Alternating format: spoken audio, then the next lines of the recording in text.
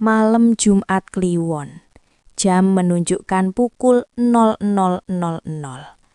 Andi baru saja pulang dari warung kopi karena kalah main game online.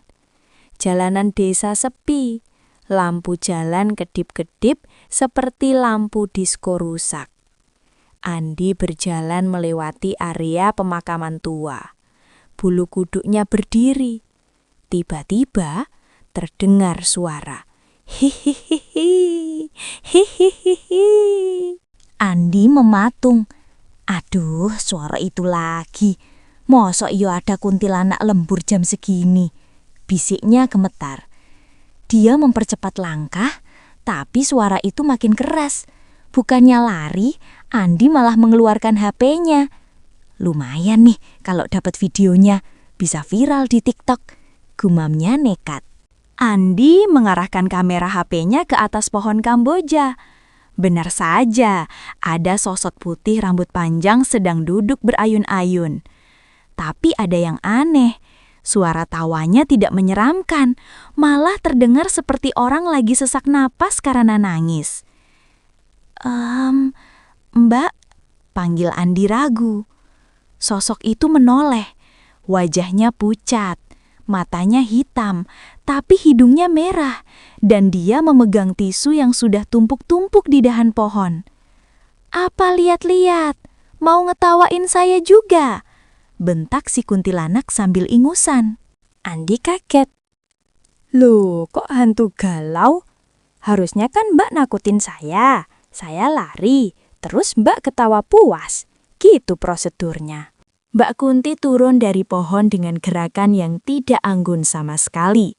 Dia mendarat dengan bunyi gubrak karena kainnya tersangkut dahan. "Prosedur apaan?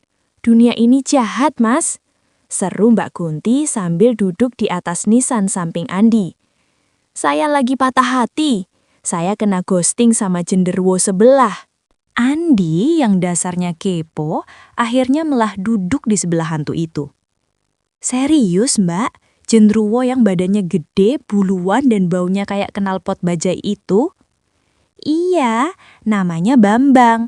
Kita udah chattingan lewat telepati sebulan ini. Katanya mau ngajak jalan-jalan ke lubang buaya malam ini. Pas saya udah dandan pakai bedak paling putih, dia malah matiin frekuensi telepatinya. Mana cuma diri doang pesan saya." Andi nepuk pundak Mbak Kunti, yang rasanya dingin koyo es mambo. "Sabar, Mbak, cowok emang gitu." Maksudnya hantu cowok juga gitu ternyata. Mungkin dia lagi sibuk narik orang ke pohon atau apa. "Nggak mungkin, saya lihat di instastory temennya si Pocong, si Bambang lagi nongkrong di gudang tua sama wewe gombel lain." Mbak Kunti nangis lagi. Iks. Andi geleng-geleng kepala. "Mbak, dengerin saya.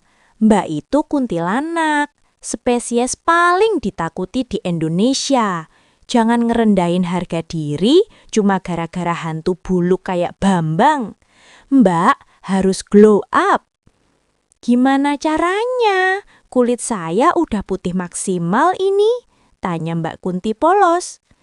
"Ganti vibes-nya. Jangan ketawa hihihi terus, bosen.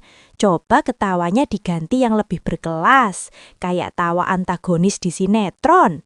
Terus itu daster putih cuci pakai pemutih, biar makin kinclong."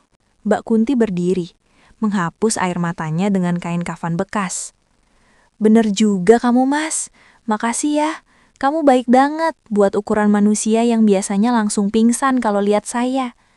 "Sama-sama, Mbak. Ya udah, saya balik ya. Udah mau hujan," kata Andi. Sebentar, Mas," panggil Mbak Kunti.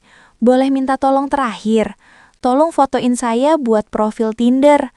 Ambil dari bawah ya, biar kelihatan tinggi dan melayang."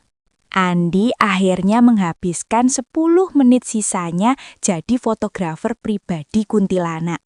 Mengarahkan gaya agar serem tapi tetap estetik.